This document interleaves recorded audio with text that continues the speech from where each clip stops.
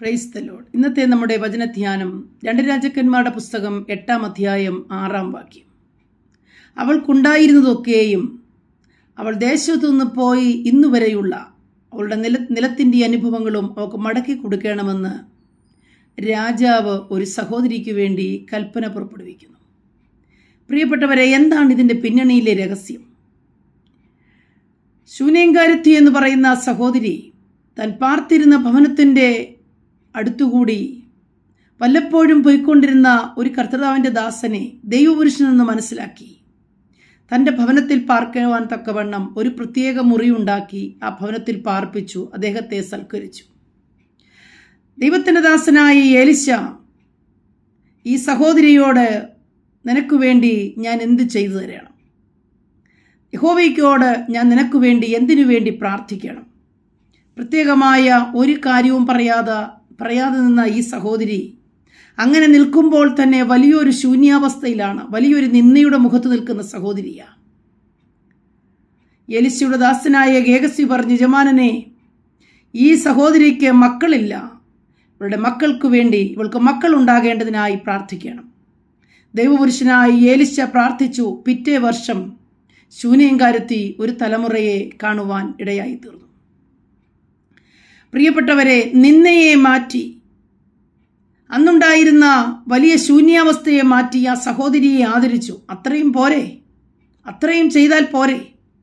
എന്നാൽ നാം ദൈവത്തിനു വേണ്ടി ഒരു ചെറുവിരൽ അനക്കുവാൻ തുടങ്ങിയാൽ ദൈവം നമുക്ക് വേണ്ടി ജീവപര്യന്തമുള്ളതിനെ കരുതുകയും പോകുന്നിടത്തെല്ലായിടത്തും ദൈവീയ സാന്നിധ്യത്തിൻ്റെ മറവിൽ മറയ്ക്കുകയും ചെയ്യുമെന്നുള്ളതിന് ഉത്തമ ഉദാഹരണമാണ് ഈ ശൂന്യംകാരത്തി.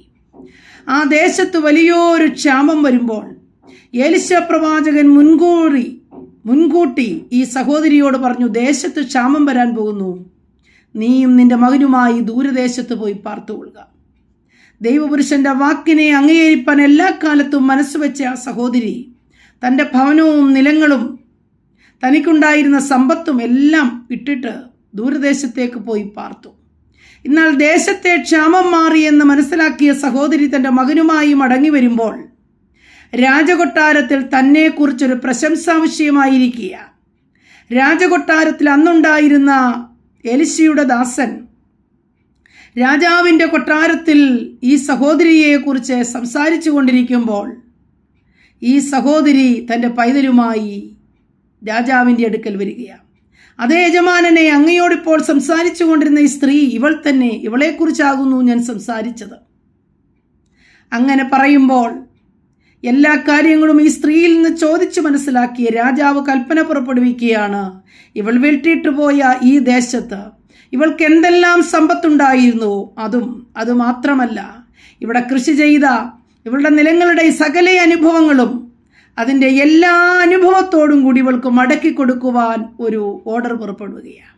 പ്രിയപ്പെട്ടവരെ, നിർണയപ്രകാരം വിളിക്കപ്പെട്ട ദൈവജനത്തിനു വേണ്ടി ദൈവം ഒരുക്കിയിരിക്കുന്ന നന്മകളെ ഒരു കണ്ണ് കണ്ടിട്ടില്ല, ഒരു ചെവി കേട്ടിട്ടില്ല, ഒരു ഹൃദയം തോന്നിയിട്ടില്ല. ചോദിക്കുന്നതിലും നനയ്ക്കുന്നതിലും അത്യന്തപരമായി നടത്തുന്ന ഒരു ദൈവം. പ്രിയ സഹോദരി ഒരിക്കലും വിചാരിച്ചിരുന്നില്ല നിലത്തിൻ്റെ അനുഭവം, അന്ന് മുതൽ ഇതുവരെയുള്ള നിലത്തിൻ്റെ അനുഭവം കൂടെ അവൾക്ക് മടക്കി ലഭിക്കുമെന്ന്. ഇട്ടിട്ട് പോയ ഭവനം, ഇട്ടിട്ട് പോയ അല്പം വസ്തുവകകൾ അവൾക്ക് ലഭിക്കുമെന്നായിരിക്കാം അവൾ ചിന്തിച്ചത്. എന്നാൽ ദൈവത്തെ മാനിച്ച ഒരു സഹോദരി, യഹോവയെ ആദരിക്കുന്നവരെ ദൈവം ആദരിക്കും, ദൈവത്തെ മാനിക്കുന്നവരെ ദൈവം മാനിക്കും. നാം ദൈവത്തിനു വേണ്ടി ചെയ്യുന്നതൊന്നും മറന്നു കളയുവാൻ അവൻ അനീതിയുള്ള ദൈവമല്ല. പ്രിയപ്പെട്ടവരെ, ഇന്ന് നഷ്ടമായതുപോലെ ഇരിക്കുന്ന ചില അവസ്ഥകൾ, ദേശത്തു നിന്ന് ഓടിപ്പോയി ഇനി എനിക്കൊന്നും എൻ്റെ ദേശത്ത് ലഭിക്കയില്ല എന്ന് തോന്നുന്ന അവസ്ഥകൾ, അതല്ല തലമുറകൾ നഷ്ടമായതുപോലെ ഇരിക്കുന്നു, ഇനി മടങ്ങി വരികയില്ല എന്ന് ചിന്തിക്കുന്ന അവസ്ഥകൾ. നീ ദൈവത്തിനു വേണ്ടി നിൽക്കുന്ന ഒരു ദൈവപൈതലാണെങ്കിൽ നഷ്ടമായ തലമുറയെ മടക്കിത്തരുവാൻ അവൻ ശക്തൻ. നഷ്ടമായ നിന്റെ ഭൗമിക നന്മകളെ മടക്കിത്തരുവാൻ അവൻ ശക്തൻ. നീ അറിയാത്ത വഴികളിൽ കൂടെ നിന്നെ നടത്തി രാജാവിനോടോ കൽപ്പന പുറപ്പെടുവിച്ച് നിന്റെ നന്മയെ അതിൻ്റെതായ സകല അനുഭവങ്ങളോടുകൂടി നിനക്ക് മടക്കിത്തരുവാൻ അവൻ സർവശക്തൻ. ആകയാൽ ഈ കർത്താവിൽ വിശ്വസിക്കുകയും ആശ്രയിക്കുകയും ചെയ്യുന്ന ദൈവഭക്തരെ, ഒരു നാളും നിങ്ങൾ ലജ്ജിച്ചു പോകുകയില്ല. ഒരു നാളും നിങ്ങളെ ദൈവം അനാഥരായി വിടുകയില്ല. ഒരു നാളിൽ നിങ്ങൾ ദൈവത്തിന് വേണ്ടി നിന്നവരാണെങ്കിൽ നിങ്ങളുടെ ജീവപര്യന്തമുള്ള വിഷയം ദൈവം ഏറ്റെടുത്തിരിക്കുന്നു. അങ്ങനെ സർവശക്തിയായ നീതിമാനായ ഒരു വലിയവനായ ദൈവം, ഈ ദൈവത്തിൽ ആശ്രയിക്കുക. ഈ ദൈവം ആരാണ്? കർത്താവായ യേശു ക്രിസ്തു. അവൻ മാത്രം ദൈവം. ആ ദൈവത്തിന് മാത്രമേ ഇങ്ങനെ ചെയ്യുവാൻ കഴിയുകയുള്ളൂ. ആകയാൽ ക്രിസ്തുവിൽ വിശ്വസിക്കുന്ന ഭക്തരാണെങ്കിൽ നഷ്ടമായതും ഇന്ന് നിന്നയായിരിക്കുന്നതും ശൂന്യതയെന്ന് തോന്നുന്നതും എല്ലായിടങ്ങളിലും ദൈവമഹത്വം വെളിപ്പെടുത്തുവാൻ ദൈവം ശക്തനാ. ആകയാൽ ദൈവത്തിൽ വിശ്വസിക്കുക. ആമേൻ.